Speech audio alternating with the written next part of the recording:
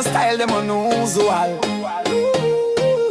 The views when me speak, you no need to agree. Me welcome all interactivity. Rock and come in, sit for your beat. Come make we reason for real.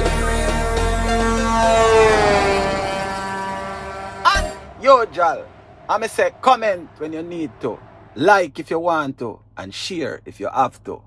And yo, Jal. Welcome to another episode of Unusual Speaks. And this is where Kaldogal the Unusual express himself in such a way that he might sound different from the average person. My views are not necessarily those of any person you know on this planet. My views are not intended to cause any harm to any person, to any group, or to any organization. However, in the event that somebody's feelings gets hurt during my presentation or my program, just understand, say, me have a big long ladder. This ladder can help you to climb down out of your feelings safely. Also, me have some band-aids. And these band-aids can help to patch up your ego should it get bruised along the way. So with that being said, my people, let's jump into today's reasoning. And so today's reasoning, you know, is called hurricane relief. And it's also, we are talking about hurricane relief, and we are talking about ways how we can prevent another catastrophe. Because remember now, hurricane are the only disaster we can have in our country, you know. But this hurricane should have be like a good model as to how we deal with disasters going forward. And so far, I don't believe that the government is dealing with this relief process in the correct way. Now, me know say a lot of people are going to call Andrew. Well, Andrew fi do this and Andrew fi do that. Andrew fi... Hey, listen me now. Andrew is not a Superman. Despite when they step on the campaign, you have to be real and practical now. Andrew is no superhero. He cannot save the world. He can't save everybody one time. And so people, even if you don't like Andrew, you now know the time. We ask you to choose wisely. Choose Jamaica. You have to work with him. It so happened that Andrew Holness is the Prime Minister. Even if me no rate him as my Prime Minister, that not have nothing to do with the reality right now. The reality is he is the head of the country, and the country is in a crisis. A situation that no one has ever seen. And so we have to understand now, so we have to work, join hands and heart. No matter, even if Mark Golding was the best candidate to lead the country, he is not the leader. And therefore, Mark Golding, whether you feel good yes or no, sir, you have to work with Andrew. It needs clear lines of communication. Right now, I got a report yesterday that 8 people were dead in a community in St. Andrew, listen me now, bad man. You have to work with Mark Golding, because he is a part of the government too. Listen me now. Hear this now, Andrew. Hear this now, Mark Golding. If you don't want, take a seat and listen. Because maybe, listen now, me am no scholar, you know. Or if I am a scholar, this scholar knows enough to know that this scholar does not know enough. And so it is always a learning quest for me on a daily basis to learn something new. So if somebody can teach me something every day, then I'm willing to listen. So listen now, even if you think say I'm like a broken clock, just understand say if I even 2 times for the day, the clock I got right. So now, out here today, me not try to be right. And me hope say no for what me I say me wrong. Right? So with that, my people, let's get into where we think say can be some potential solution for the problems where we see ourselves in and now. Now, my suggestion now is that Andrew, you have to call a press meeting and you have to invite the leader, the opposition leader. Saying the opposition in the conference. And then now, since this is a crisis, Andrew, by yourself, you can't do this. So you have to get the opposition leader involved in the decisions where you are going to make for the country right now. There are things that Mark Golden can get for the country where you, Andrew, can't get. And there are things that Andrew can get for the country where you, Mark Golden, can't get. However, this have to be something we'll not discuss. Now, me realize that school start back in our crisis. Listen me now, that are the first red line me I draw right there. So you cannot have school go on normal while half of the country shut down. To the public or anyone that sees this video, please, if you can get this to the necessary authorities to assist persons that are in Westmoreland. Remember, I know that persons in St. Elizabeth are affected, but the main focus cannot be there. Persons need to divert to other parishes as well for assistance, because there are persons that are homeless like myself, right, that is dying and in need of some assistance. At this present time, I'm currently on the road trying to get some service so I can communicate with the outside world. So if you can share this video, and anyone that you share it to, please ask them to share just the same. We're in need of assistance immediately. Just think about this. We have 14 parishes, and let us talk in a millions, because only that make you listen. Millions. Let us say Andrew Holness and Mark Golden each, the two of you have $14 million in our bank account. And when you look, this morning you get up and 5 million just missing out of your 14 million. Would that be of concern to you, sir? Would it be business as usual? Wouldn't you try to find out what caused 5 million out of the 14 million for missing? Alright, so make we break it down now into parishes. We have 14 parishes in the country. And it so happened that the five most impacted parishes amounts to 5, and more than 5 get damaged, you know. But me I say now, 5 significantly get damaged. And we are talking about Hanover, we're talking about St. James, Westmoreland, Trelawney, and St. Elizabeth. These are the most impacted communities. Not saying that other communities not get impacted greatly, you know. But the devastation is concentrated in this area. And so now, people from overseas, people from underground, people hysteric, people now hysterical, them are everybody panic, even the government, even Andrew, even Mark Golden, because rightfully so, they are human beings like us. They have never seen anything like this. So this have to be a collaborative effort to fix this problem. Now watch this, suggestion time now. Let us look in the region we get licked and affected the most. This is my opinion, sir.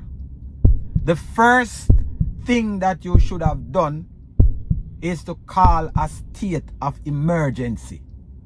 If half of your country damaged, bad man, you have to call a state of emergency. Now, when you call a state of emergency, then you are going to have the military now in charge of what is called the catastrophe. They in charge of the thing them we are going to happen now. So the military is trained to deal with stressful condition and stressful situation like this. I'll give you another analogy. Let us say out of the country 14 parishes, right? And this was another country that invaded our country and strike one part of our country, damaging 5 parishes in our country. What would be the response of the military?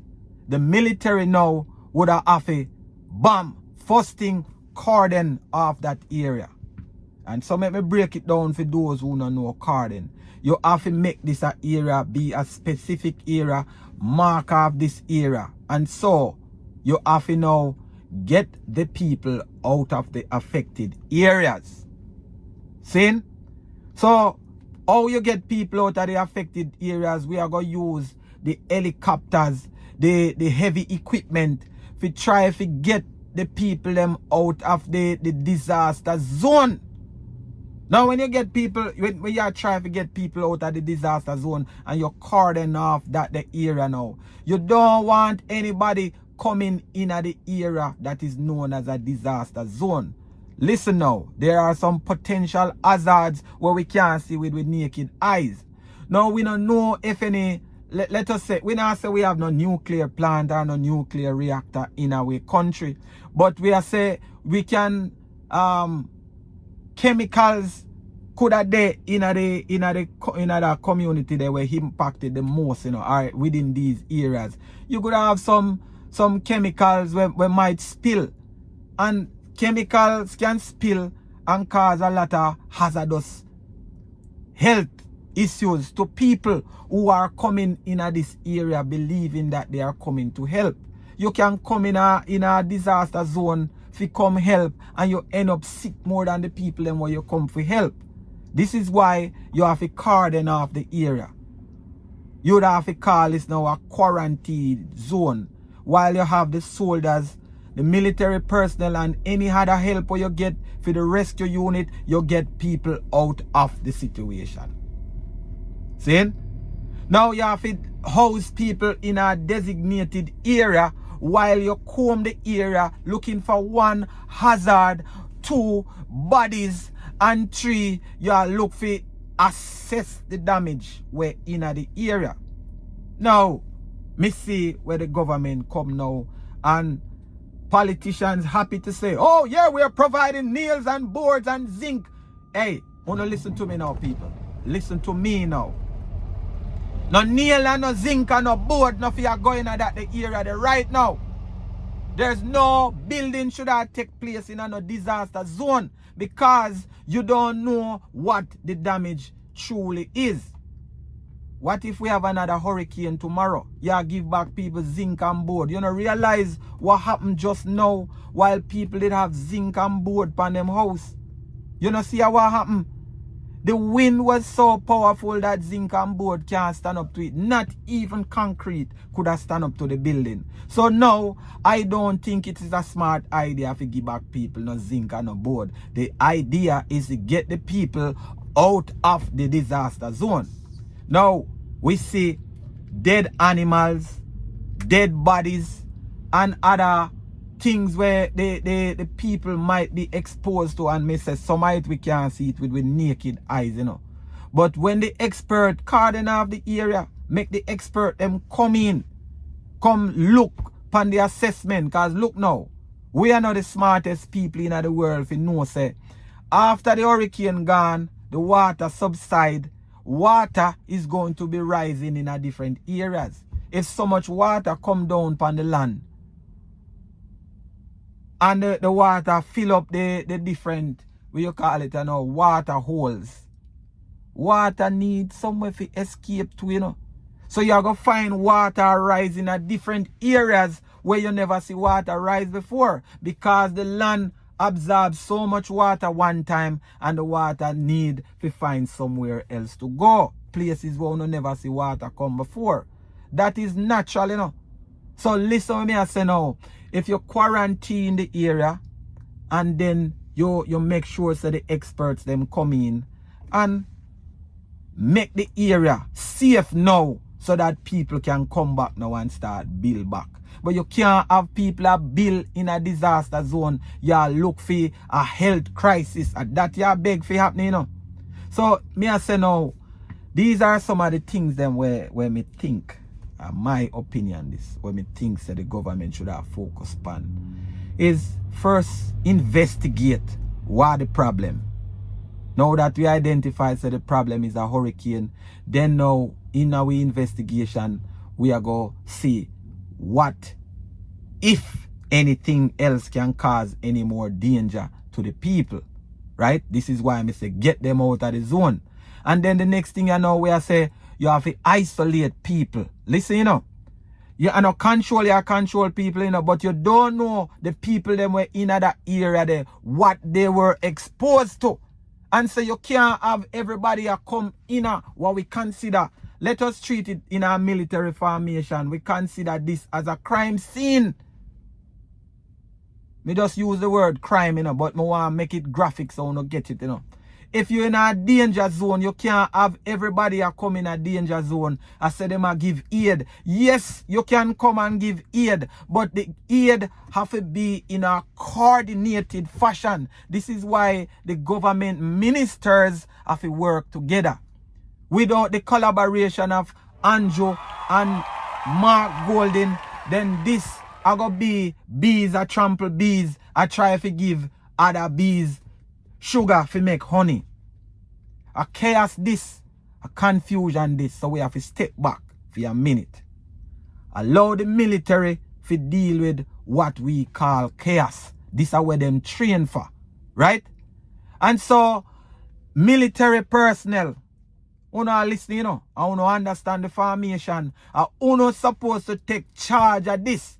Andrew, Mark, this is not a smart idea for you to say you start school when half of the population out of electricity, half of the population out of communication with the rest of the country. A school is so important. Why are you starting school without including these people who get cut off? You see why it don't make no sense? We don't have a school system where a universal school system in a Jamaica where the person where go a campion I get the same teaching like the person where go a holy childhood. The curriculum different. Or even if the curriculum are the same, the syllabus different.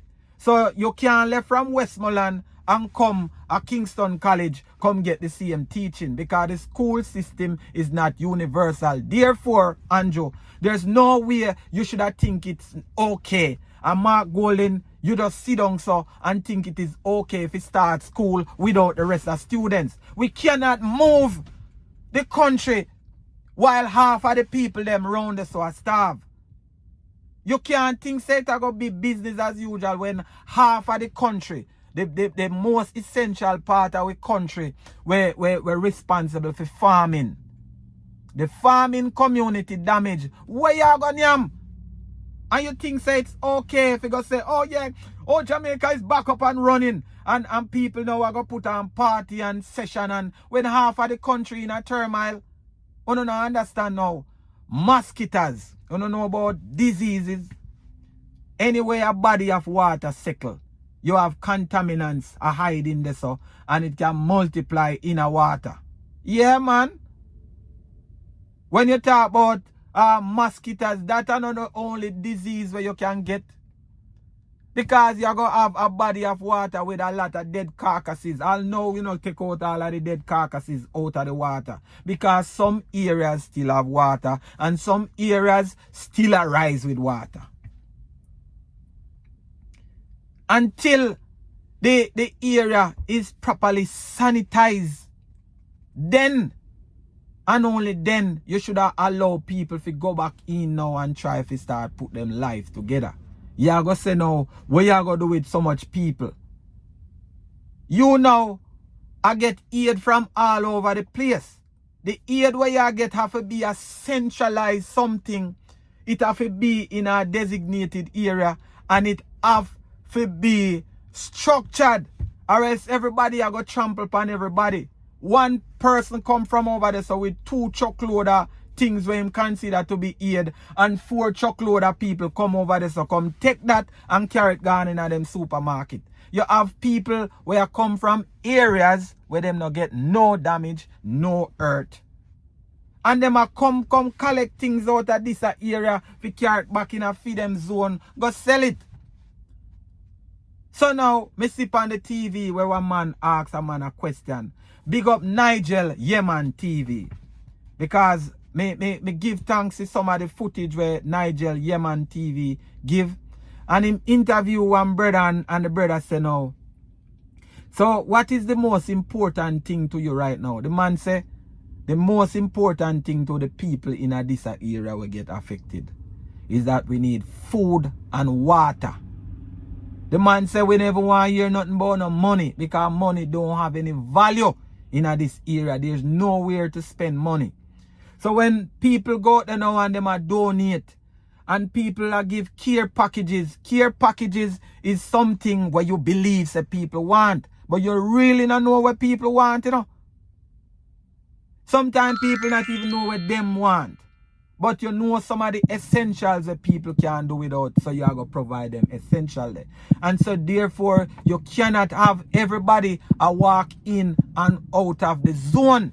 You have to have a designated area, and then it have to be transparent where the PNP have them representative over here, so, and the GLP have them representative, and we have an oversight body just like when we have election. Somebody have to witness what really take place so that the aid and the help can be distributed evenly to the people. Or else you're going to have more people have more access to Andrew and him people them, you know, because of them in a power now. The PNP is like them helpless now because them not have access to the funds where Andrew and him people them have. There is no proper command structure in place. They've put in the same old system that has applied under their leadership in the past. And I'm saying, listen, this is bigger than all that. This is much, much bigger than all that. And we need to have something that the people can have confidence in. And so we don't want this to be a partisan thing where some people get help and some people don't get help. The main focus right now, me I tell you now, is to try to evacuate people, get them out of the zone. Try to locate the people them will get marooned in the area. You're going to have sick people in these areas, and these people need to be lifted out of the area. After you have the assessors now go back in the areas, then and only then you can say, people, this zone is good for building. Or if the zone want to assess is no longer good for building housing structures, people, as rough as it sounds, have to relocate. And the government have to assist to get out of the zone. There's no way the government could have tell you now if we build in a what is called a disaster zone. How do we know for a fact if one of the plates under this thing are not shift, where it causes a shift where you know say this area based upon the assessment are going to be totally covered in the water days to come. Now that's why we have to do an assessment, man. We can't have everybody trample over everybody. You know? So now, the public health department should have be the first out there to show people say, oi, you can't come in at this zone here. This is a disaster zone. The people them will come in and them not have no sickness. Once you go in, they're going to mix up with the people them were exposed to these things where you can't see. This can spread right throughout the country. So my people, this is just me a rambling. A little nobody now go listen to. You know? But me still I give my 2 cents. You know? No, 2 lakhs this, you know. Big up yourself, 2 lakhs. But me still I give my little idea. Just look into these things and see if you can have everybody jump over everybody and try to help. If you not centralize this thing, have the people them with trained to do with trauma and disaster situation, and them supposed to take charge of this situation. And Joe, the school system here where you start back, it me totally in a disagreement with you, sir. Mr. Mark Golden, you can't afford for half of the country shut down and half of the country run smooth. A chaos you beg. In a no time, the country have to go shut down permanently. Because the food basket of our country shut down, then it means we are going to have other disaster. And sometimes this can be man-made disaster. No pun no intended. Listen to me, I say, my people. This is unusual. That are my view today. Call Dougal, my style them unusual. The views when me speak, you no need to agree. Me welcome all interactivity. Rock and come in, sit for your beat. Come make we reason for real. unusual. I say comment when you need to, like if you want to, and share if you have to. Unusual.